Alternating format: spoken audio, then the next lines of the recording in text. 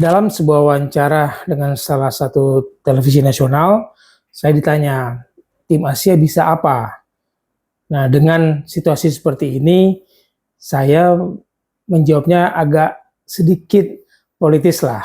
Piala Dunia kali ini memang tim Asia ada 9, dibandingkan dengan Piala Asia 2022 yang hanya 6 tim, kali ini kita punya 9. Dimulai dari Australia, ya anggaplah sekarang Australia sudah jadi tim Asia, Australia, lalu Iran, Jepang, Korsel, Irak, Qatar, Arab Saudi, kemudian 2 debutan, Yordania dan Uzbekistan.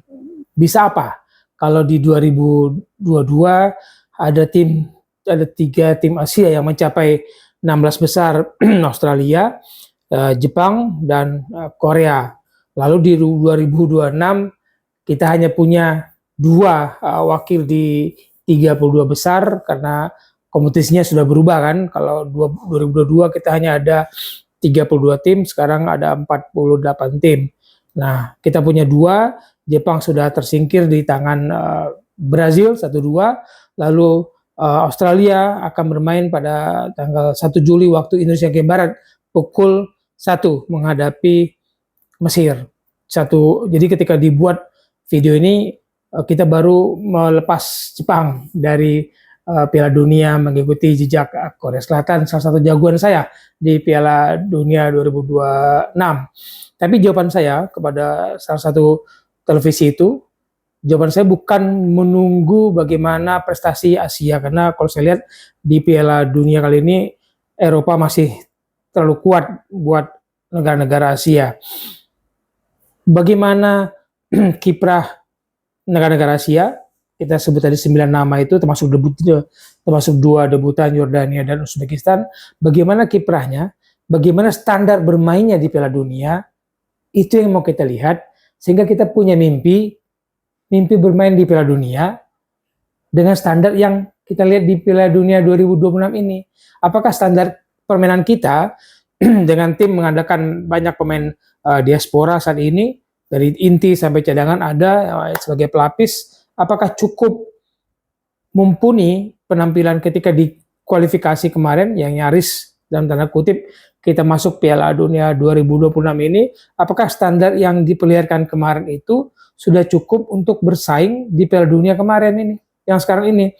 Dengan melihat penampilan tim-tim Asia lainnya, kita belajar. Jadi jawaban saya kepada salah satu televisi itu adalah bagaimana melihat tim-tim Asia yang punya kapasitas bermain di Piala Dunia saat ini, meskipun pintunya dibuka lebih lebar, ada 9 negara Asia, apakah kita bisa masuk Piala Dunia dengan level permainan yang diperlihatkan mereka ini?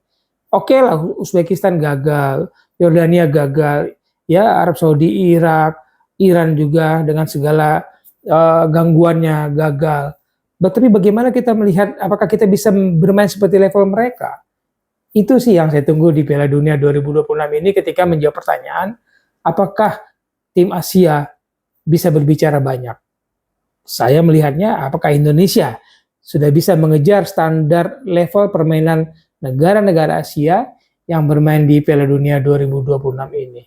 Mungkin kita akan sulit melihat penampilan seperti Korea di 2002 mencapai semifinal ketika mereka menjadi tuan rumah bersama Jepang, atau Jepang yang begitu konsisten masuk 16 besar di Piala Dunia belakangan ini. Kan Jepang tidak pernah lepas dari 16 besar. Kalau sekarang 32 besar dengan jumlah peserta yang semakin banyak. Kita mau lihat yang mana? Kita mau ikut yang mana? Kalau kita ingin main di Piala Dunia, kita tahu standar tim Asia kalau mau berbicara tidak hanya menjadi peserta, tidak hanya datang peserta dan menjadi lumbung gol peserta negara lain. Kita harus lihat standar kita. Sudahkah kita mencapai standar yang dibutuhkan oleh sebuah negara Asia untuk main di Piala Dunia? Kalian bisa menjawabnya. Sampai ketemu di What with West, kita mengulik yang unik dengan asik. Bye.